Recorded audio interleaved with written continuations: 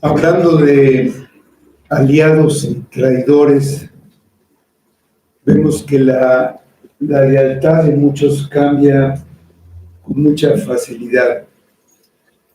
Generalmente se ponen de lado, se alían con el que tiene poder, con el que tiene pues el ejercicio del gobierno. Y vemos cómo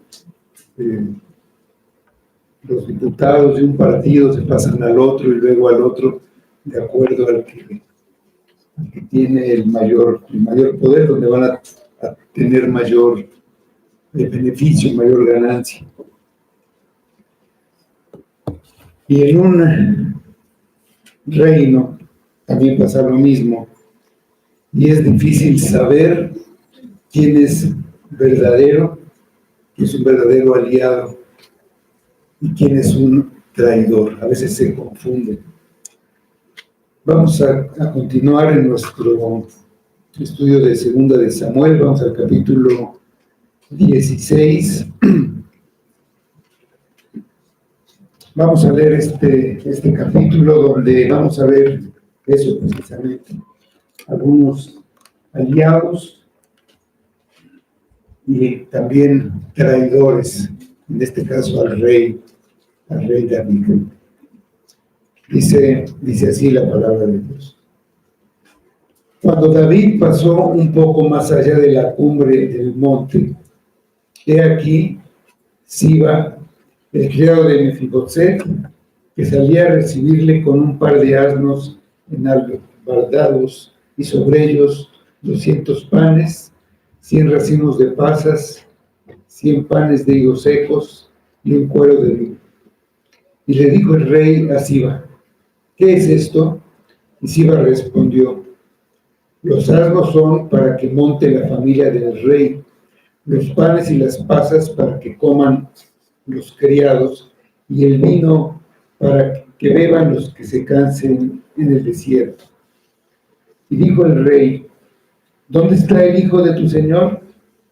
Y Siba respondió al rey: he aquí, él se ha quedado en Jerusalén, porque ha dicho: hoy me devolverá la casa de Israel el reino de mi padre. Entonces el rey dijo a Siba: he aquí, sea tuyo todo lo que tiene Mefiboset. Y respondió Siba, inclinándose: Rey, señor mío, halle yo gracia delante de ti. Y vino el rey David hasta Bahurim, y de ahí salía uno de la familia de la casa de Saúl, el cual se llamaba Simei, hijo de Gera. Y salía maldiciendo y arrojando piedras contra David y contra todos los siervos del rey David. Y todo el pueblo y todos los hombres valientes estaban a su derecha y a su izquierda.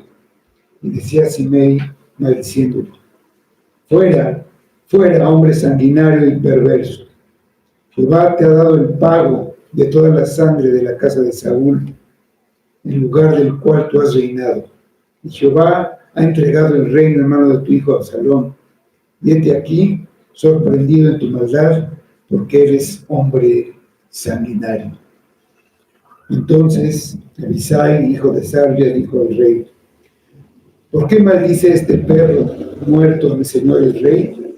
Te ruego que me dejes pasar y le quitaré la cabeza. Y él respondió: ¿qué tengo yo con vosotros, hijo de Sarvia? Si él así maldice, es porque Jehová le ha dicho que maldiga a David. ¿Quién pues le dirá: ¿por qué lo haces así? Y dijo David a Abisai y a todos sus siervos: he aquí, mi hijo que ha salido de mis entrañas acecha mi vida. ¿Cuánto más ahora un hijo de Benjamín? Dejadle que maldiga, pues Jehová se lo ha dicho. Quizá mirará Jehová mi aflicción y me dará Jehová bien por sus maldiciones de hoy. Y mientras David y los suyos iban por el camino, Simei iba por el lado del monte delante de él, andando y maldiciendo y arrojando piedras delante de él y esparciendo polvo. Y el rey y todo el pueblo que con él estaba llegaron fatigados y descansaron allí. Y Absalón y toda la gente suya, los hombres de Israel, entraron a Jerusalén y con él Aitofel. Aconteció luego que cuando Husai, arquita, amigo de David, vino al encuentro de Absalón, dijo Husai: vive el rey, vive el rey. Y Absalón dijo a Husai: ¿Es este tu agradecimiento para con tu amigo? ¿Por qué no fuiste con tu amigo? Husai respondió a Absalón: no, sino de aquel que eligiere Jehová y este pueblo y todos los varones de Israel, de aquel seré yo y con él me quedaré. ¿Y a quién había yo de servir? No es a tu hijo, como he servido delante de tu padre, así seré delante de ti. Entonces dijo Absalón a Aitofel: dad vuestro consejo sobre lo que hemos de hacer. Y Aitofel dijo a Absalón: llégate a las concubinas de tu padre, que él dejó para guardar la casa, y todo el pueblo de Israel oirá que te has hecho aborrecible a tu padre, y así se fortalecerán las manos de todos los que están contigo.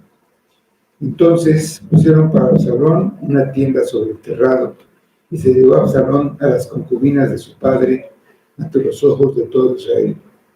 Y el consejo que daba Aitofel en aquellos días era como si se consultase la palabra de Dios. Así era todo el consejo de Aitofel, tanto con David como con Absalón. Vamos a orar.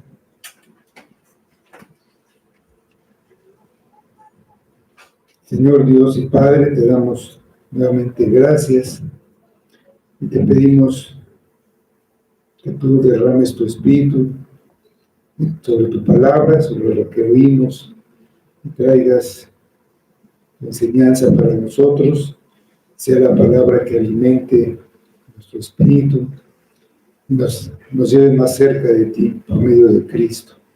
Ayúdanos, Padre, venimos humildemente pidiendo tu guía, tu sabiduría y tu presencia entre nosotros en este tiempo en el que te adoramos.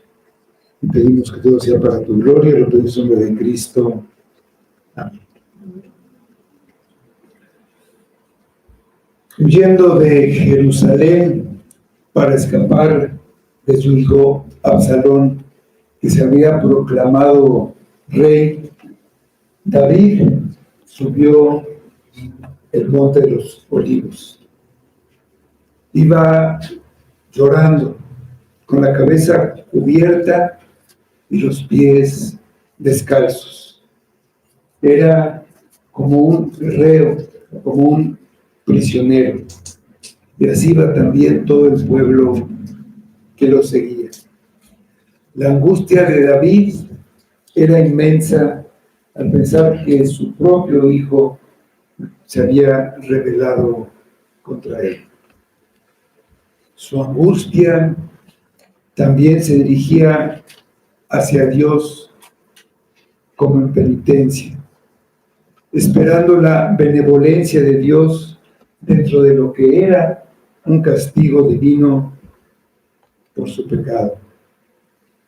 Ese mismo monte, Cristo lo subió con angustia y tristeza por el castigo, también por el pecado, pero por el pecado de su pueblo. David había visto cómo su vida se deterioraba como consecuencia de su pecado. Era imposible minimizar, como muchos lo hacen hoy, pensando que el pecado es poca cosa o que no tiene importancia. Sufriendo la destrucción de su familia, la destrucción del gozo y de la vida de su hija Tamar, las muertes de diferentes hijos y la confusión y la división dentro de su reino, David pudo experimentar cuán destructivo es el pecado. y sabiendo que aún un solo pecado merece el castigo eterno, David estaba en posición de sentir una inmensa gratitud. Sabía que merecía perder su posición como rey para siempre, que merecía pasar toda la eternidad sufriendo en el lago de fuego. Pero en vez de eso, había visto el amor de Dios. Dios lo había perdonado, pero él estaba cosechando lo que había sembrado. Lo aceptó pacientemente, sabiendo que Dios lo seguía amando. Y a pesar de su pecado, él cumpliría el pacto que había hecho con él. Y por eso decidió salir de Jerusalén en lugar de pelear. Se humilló ante la poderosa mano del Señor, reconoció sus caminos y se sometió a la vara del castigo. Eran frutos dignos de arrepentimiento. De aquel David prepotente que mandó traer a Betsabé a su cama. Aquel David que mandó asesinar al esposo de Betsabé. Ese hombre arrogante había sido disciplinado. Era en este momento otro hombre, un hombre humilde, un hombre que reconocía que Dios había estado obrando a través de este sufrimiento para cambiarlo, para santificarlo, para hacerlo más como Cristo. Esta actitud que él tenía ahora son frutos dignos de arrepentimiento. Al subir el monte se había enterado de la traición de su amigo y consejero Ahitofel, quien se había unido a la conspiración, y eso aumentó su dolor. Y pidió a Dios que entorpeciera el consejo del traidor. Llegó a la cumbre del monte y adoró a Dios. Allí encontró a Usai, su fiel amigo todavía, que lo había seguido y le pidió que le sirviera de espía en la corte de Absalón para entorpecer el consejo de Ahitofel. Y Dios contestaría la oración de David por medio de Usai, quien intervendría para frustrar el consejo de Ahitofel a Absalón. Tenemos un falso aliado en el versículo 1 de nuestro capítulo. Dice así: cuando David pasó un poco más allá de la cumbre del monte, he aquí Siba, el criado de Mefiboset, que salía a recibirle con un par de asnos enalbardados y sobre ellos 200 panes, 100 racimos de pasas, 100 panes de higos secos y un cuero de vino. Habiendo llegado a lo más alto del monte, a la cumbre, empezó a descender por el otro lado, y Siba, el criado de Mefiboset, venía a recibirlo. Mefiboset era el hijo de Jonatán,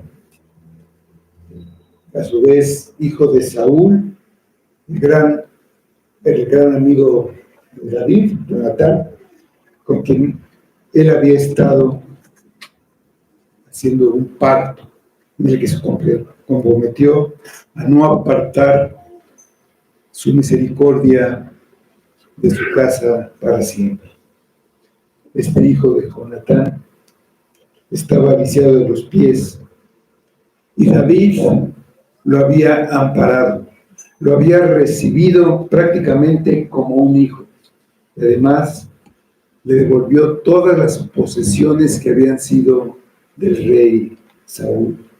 Y puso a Siba, que venía ahora, como administrador de esos bienes, aunque Mefiboset no tenía necesidad de esos bienes porque comía de la mesa del rey. Siba traía provisiones que le eran muy necesarias y muy útiles a David en ese momento. Esto era muy parecido a lo que había hecho Abigail, la esposa de Nabal, para proteger a su familia. Parecía que este hombre, Siba, era un partidario fiel de David. Dice el versículo 2, y dijo el rey a Siba, ¿qué es esto? Y Siba respondió, los asnos son para que monte la familia del rey, los panes y las pasas para que coman los criados, y el vino para que beban los que se cansen en el desierto. Y dijo el rey, ¿dónde está el hijo de tu señor? Y Siba respondió al rey, y he aquí, él se ha quedado en Jerusalén porque ha dicho, hoy me devolverá la casa de Israel el reino de mi padre. Entonces el rey dijo a Siba, he aquí, sea tuyo todo lo que tiene Mefiboset. Y respondió Siba inclinándose, Rey mío, Rey Señor mío, halle yo gracia delante de ti. Lo que dijo Siba era una calumnia, como comprobaría David un poco más adelante cuando hablara con Mefiboset. En realidad, Mefiboset quería reunirse con David y había ordenado que se prepararan estas provisiones, pero Siba, aprovechándose de la discapacidad de él, lo había dejado en Jerusalén y se presentó ante David con el abastecimiento que no era de él, sino era propiedad de Mefiboset. En el capítulo 19 de este mismo libro, segundo de Samuel, versículo 26, está ese encuentro que después tuvo con Mefiboset, y dice así, y él respondió, Rey, Señor mío, mi siervo me engañó, pues tu siervo había dicho, en el bar dame un asno, y montaré en él, e iré al rey, porque tu siervo es cojo. Como el mayordomo injusto de la parábola de nuestro Señor, Mefiboset podía darse el lujo de ser generoso a expensas de su amo y así sacar provecho. Lamentablemente, David creyó y fue influido a juzgar mal a uno que por muchas razones estaba unido a él. Le hizo caso a una calumnia contra alguien que estaba ausente sin confirmar los hechos. De inmediato creyó lo peor sin ofrecerle al acusado la oportunidad de reivindicarse. Un siervo le trajo un mal reporte de su amo y el rey lo aceptó como verdadero, concluyendo que el amo se había vuelto un traidor. Quizá David estaba predispuesto a pensar mal después de haber sido traicionado varias veces, incluyendo a su hijo y a su consejero. Pero no debemos permitir que la maldad de algunos nos predisponga contra todos. Un ojo prejuiciado es incapaz de ver las cosas en su verdadera dimensión. Debemos tratar imparcialmente y juzgar rectamente a todos por igual, aunque solo por la gracia divina que se busca humilde y sinceramente, nos capacitará para permanecer justos y misericordiosos. Pero lo menos que podemos hacer es escuchar las dos partes. Dice el libro de Proverbios 18:17. Justo parece el primero que aboga por su causa, pero viene su adversario y le descubre. El argumento de Siba era ridículo.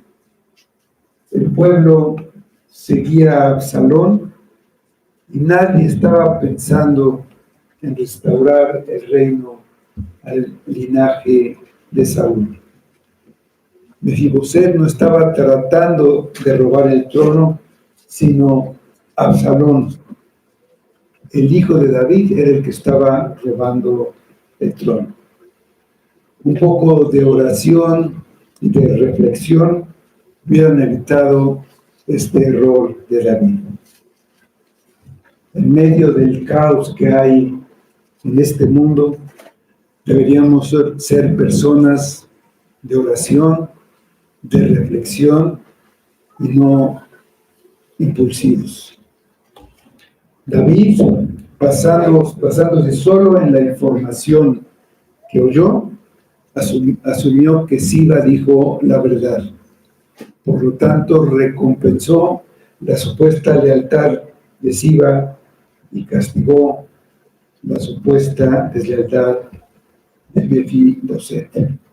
Le dio todos los bienes que antes le había dado a su amo. Y esta es exactamente la respuesta que Siba esperaba. Él era un traidor a su amo y al rey.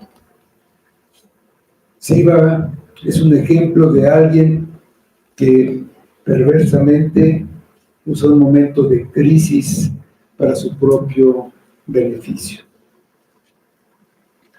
Tenemos un adversario molesto, enojado, dice el versículo 5 a 8. Viene el rey David hasta Bahurim, y aquí salía uno de la familia de la casa de Saúl, el cual se llamaba Simei, hijo de Gera, y salía maldiciendo y arrojando piedras contra David y contra todos los siervos del rey y todo el pueblo y todos los hombres valientes. Estaban a su derecha y a su izquierda. Y decía Simei maldiciéndole: fuera, fuera, hombre sanguinario y perverso. Jehová te ha dado el pago de toda la sangre de la casa de Saúl, en lugar del cual tú has reinado, y Jehová ha entregado el reino en manos de tu hijo Absalón, y hete aquí sorprendido en tu maldad, porque eres hombre sanguinario. David siguió su camino en dirección al territorio que pertenecía a la tribu de Saúl. Este era tradicionalmente un territorio hostil para él. Había esa rivalidad de las dos casas, la de David y la de Absalón. Entonces, eran sus adversarios naturales, por lo que no es extraordinario que les saliera al encuentro uno de la familia de la casa de Saúl, que nos lo venía maldiciendo y acusándolo de un crimen que no había cometido, porque él nunca levantó su mano contra Saúl, aun cuando tuvo varias oportunidades de matarlo, tampoco contra su familia.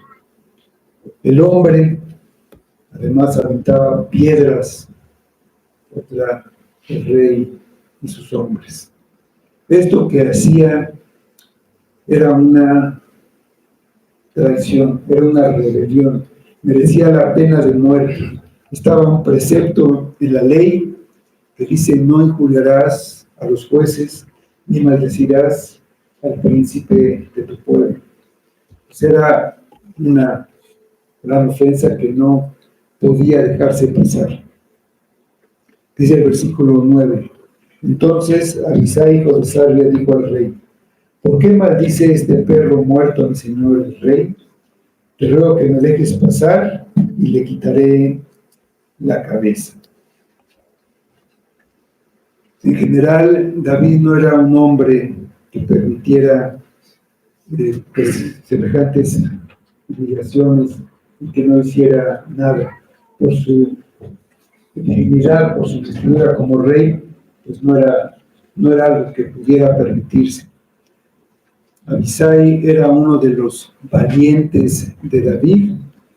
Es el mismo que se ofreció a matar a Saúl cuando David no quiso y ahora pidió permiso para vengar a su señor de esos insultos, matando al ofensor. Pero David lo refrenó y permitió que Simei continuara con su conducta ofensiva. Desde versículos 10 a 14. Y el rey respondió: ¿qué tengo yo con vosotros, hijos de Sarvia? Si él así maldice, es porque Jehová le ha dicho que maldiga a David. ¿Quién pues le dirá: ¿por qué haces así? Y dijo David a Abisai y a todos sus siervos: he aquí, mi hijo que ha salido de mis entrañas, acecha mi vida. ¿Cuánto más ahora un hijo de Benjamín? Dejadle que maldiga, pues Jehová se lo ha dicho. Quizá mirará Jehová mi aflicción y me dará Jehová bien por sus maldiciones de hoy. Y mientras David y los suyos iban por el camino, Simei iba por el lado del monte delante de él, andando y maldiciendo y arrojando piedras delante de él y esparciendo polvo. Y el rey y todo el pueblo que con él estaban llegaron fatigados y descansaron allí. David no trató de callar a Simei, no cerró sus oídos a sus palabras desagradables e hirientes. Estaba dispuesto a escuchar lo que Dios podía decirle a través de un crítico, a través de un adversario. Para sorpresa de Abisai y todos sus acompañantes, atribuyó esa humillación a Dios mismo. Si él así maldice, es porque Jehová le ha dicho que maldiga a David. Esto no significa que David dice que Dios incitó a Simei a actuar mal. David vio a Dios en cada circunstancia y lo reconoció con un espíritu sumiso y reverente. Para él no era Simei el que le hablaba, sino el Señor. Abisai vio solo al hombre y lo quiso tratar como correspondía. Como después Pedro, cuando buscó defender a su amado maestro de los asesinos enviados para arrestarlo, hizo lo mismo. Tanto Pedro como Abisai estaban viendo solo lo exterior, solo lo inmediato. El Señor Jesús, que me viene una sujeción muy profunda a la palabra, dijo: la copa que el Padre me ha dado, no la he de beber. Él vio más allá del instrumento a Dios, más allá de la copa, vio la mano que había llenado esa copa. No importaba que fuera Judas, Caifás o Pilato, él diría en todo: la copa de mi Padre. Así fue también con David. Miró directamente a Dios con los pies descalzos y la cabeza descubierta. se inclinó ante él. Jehová le ha dicho que maldiga a David. Y eso es suficiente. Aunque la sangre de Saúl no estaba sobre David, la de Urías sí. Lo que le decía ese hombre era una repetición de parte de Dios. Muchas veces, cuando alguien nos critica, nada más por ese hecho no estamos dispuestos a escuchar. Pocos son los que aceptan siquiera que has equivocado. Mucho más algo más grave. David sabía muy bien que él era culpable de sangre. Era realmente un hombre sanguinario y perverso, como le había dicho Simei. Por lo tanto, tomó el justo castigo de Dios y tomó a Simei. Tanto Absalón como Simei fueron instrumentos en la mano de Dios para afligirlo con justicia, aunque ellos son culpables de lo que hicieron, porque hicieron mal y querían hacer ese mal, hicieron el mal que querían hacer. Simei no solo se tiene que considerar como el instrumento del Señor para castigar a David, también como una figura del diablo, como el león rugiente, enfureciéndose contra David, que había entrado al territorio del enemigo. Un antecedente de los que afligieron y persiguieron a Cristo, porque había entrado también en territorio enemigo. En este mundo, el Dios de este mundo se enfurece. David estaba fatigado y pudo descansar sabiendo que Dios guardaba a Israel, guardaba a su pueblo. El trono no era suyo, como para que se aferrara a él. Pertenecía a Dios, y él lo daría a quien él quisiera. Si era él, bien. Si era Absalón, bien. A quien quisiera. Se consoló pensando que sus pecados merecían un castigo más doloroso del que estaba recibiendo. Más allá del instrumento que lo afligía, él vio la mano justa de Dios. Tenía la esperanza de que Dios al final traería bien del mal, como aquel ejemplo de José cuando fue vendido por sus hermanos, mal muy grande, pero a través de eso vida para ellos mismos. Tenemos por último el consejo perverso. Dice el versículo 16 al 19. Y Absalón y toda la gente suya, los hombres de Israel, entraron en Jerusalén y con él Ahitofel. Aconteció luego que cuando Usai, arquita, amigo de David, vino al encuentro de Absalón, dijo Usai: vive el rey, vive el rey. Y Absalón dijo a Usai: ¿es este tu agradecimiento para con tu amigo? ¿Por qué no fuiste con tu amigo? Y Usai respondió a Absalón: no, sino que de aquel que le quiere Jehová este pueblo y todos los varones de Israel, de aquel seré yo y con él me quedaré. ¿Y a quién había yo de servir? ¿No es a su hijo? Como he servido delante de tu padre, así seré delante de ti. Mientras David y sus hombres descansaban en aquel lugar, el escritor nos lleva a Jerusalén para ver lo que está pasando con Absalón, que había entrado ya a la ciudad con Aitofel.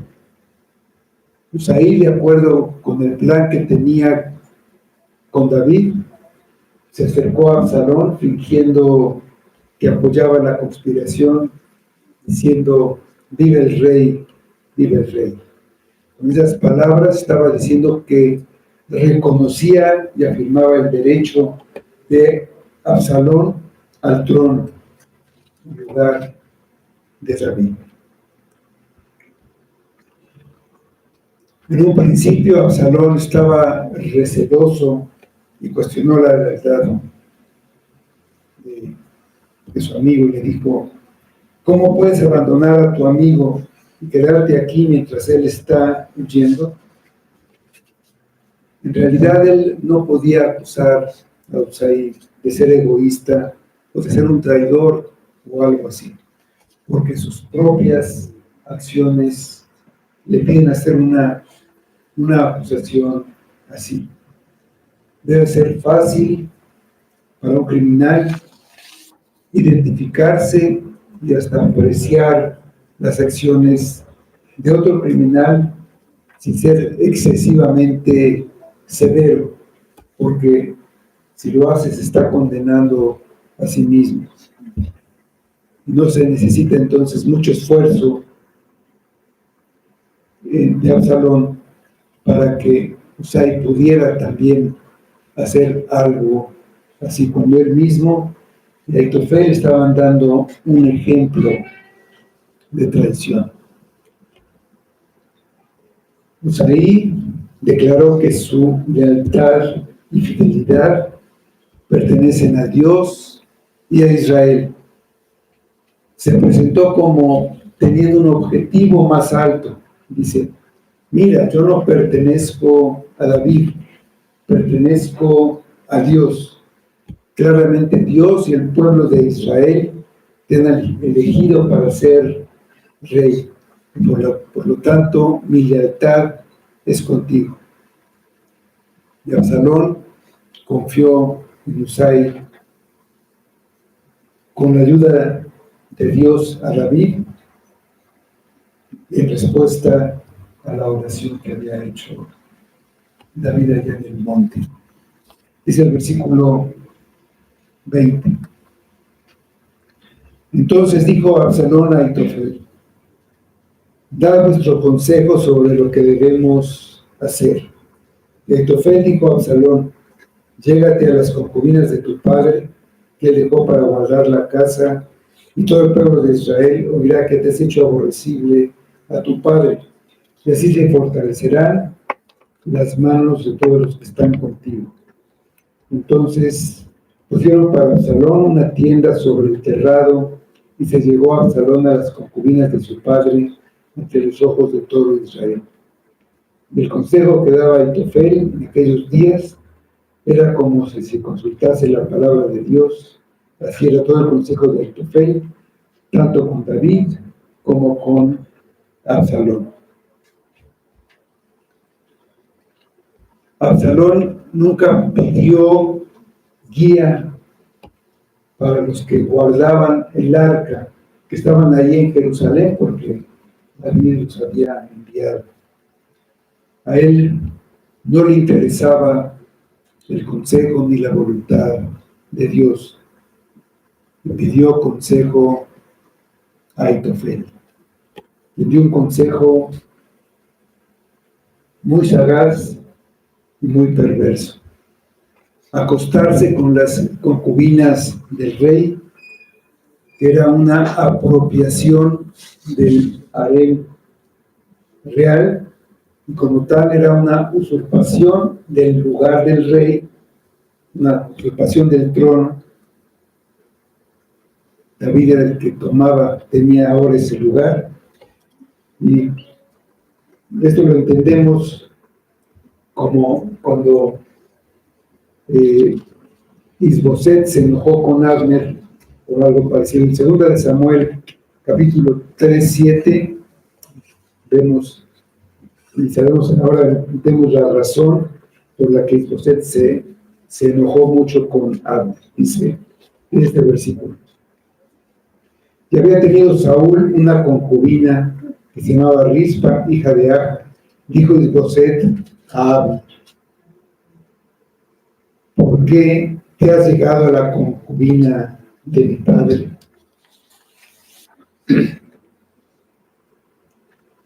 Al tener relaciones con las concubinas de David, Absalón le estaba diciendo a todo el pueblo de Israel que estaba quemando sus naves. No había marcha atrás. No tenía ninguna intención ni ninguna esperanza de reconciliarse con David. Entonces, todos los que habían seguido a Absalón, estarían seguros de que era un reino firme, que se estaba abriendo una brecha demasiado grande que David no podía cerrar, no podía perdonar esta ofensa a su hijo, por mucho que lo quisiera y por mucho que lo hubiera hecho antes. El consejo de Ahitofel fue radical y tenía sentido para sus propios intereses. Él era el que tenía más que perder si Absalón y David llegaban a reconciliarse, porque él sería reconocido como un traidor y no podía ya estar bien con David, y menos tampoco con Absalón. Dice, entonces pusieron para Absalón una tienda sobre el terrado y se llevó Absalón a las concubinas de su padre ante los ojos de todo Israel. En el terrado, en ese mismo terrado, donde había visto a Betsabé, y esa mirada lo llevó al pecado. Y ahora se estaba cumpliendo la sentencia que Natán había profetizado a David. En 2 de Samuel 12:11 dice: así ha dicho Jehová: he aquí, yo haré levantar el mal sobre ti de tu misma casa, y tomaré tus mujeres delante de tus ojos y las daré a tu prójimo, el cual yacerá con tus mujeres a la vista del sol. Con este consejo, al mismo tiempo, Ahitofel se estaba vengando de David por el deshonor que había causado a su familia al tener relaciones con Betsabé, que era su nieta. Ahitofel era extremadamente hábil para ofrecer el mejor consejo. Tenía un don para entender la situación perfectamente y encontrar la manera de resolverlo. Lo que él decía no era necesariamente un consejo piadoso, como podemos ver en este caso, pero obtenía resultados. Su consejo era tan confiable que David había pedido a Dios que entorpeciera ese consejo. Sabía que Ahitofel era un gran recurso si estaba de su lado, pero era un rival muy peligroso si estaba del otro lado. Ahitofel tenía un profundo entendimiento de cómo establecer un reino, pero debido a que estaba enfocado en el reino de Absalón y no en el reino de Dios, él dirigió un medio para establecer un reino de carne, un reino pecaminoso. Tener dones dados por Dios no significa ser un hijo de Dios. Balaam era un profeta a quien Dios habló. Judas, como discípulo, hizo obras milagrosas, era un apóstol elegido por el Señor Jesucristo. Aitofel era un consejero sabio que caminaba con David a la casa de Dios, a veces. Sin embargo, todos estos hombres dotados eran perversos y perdidos.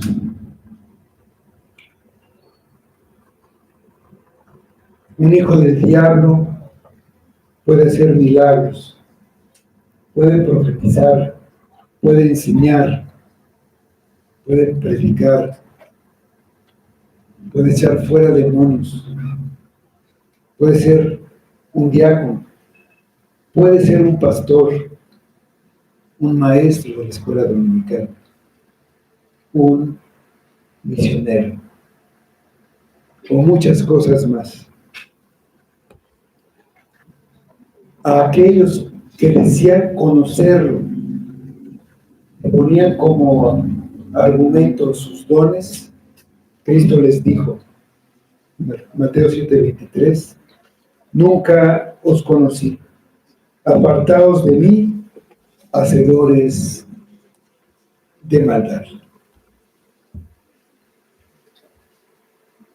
Aitofel fue un consejero talentoso que dio buenos consejos en muchas ocasiones, pero él no conocía a Dios, nunca creyó. Su motivación no era la gloria de Dios.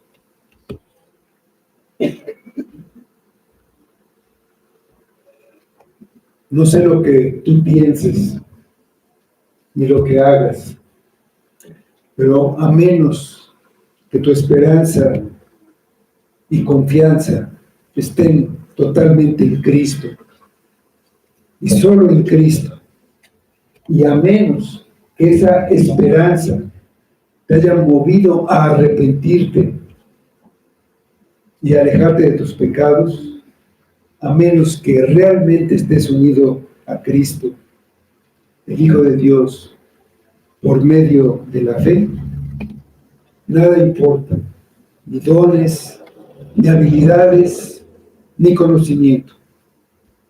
Lo que importa es si realmente conoces a Cristo como lo que es. ¿Quién dices tú que es Cristo? Y si ese conocimiento te lleva a dar frutos de arrepentimiento.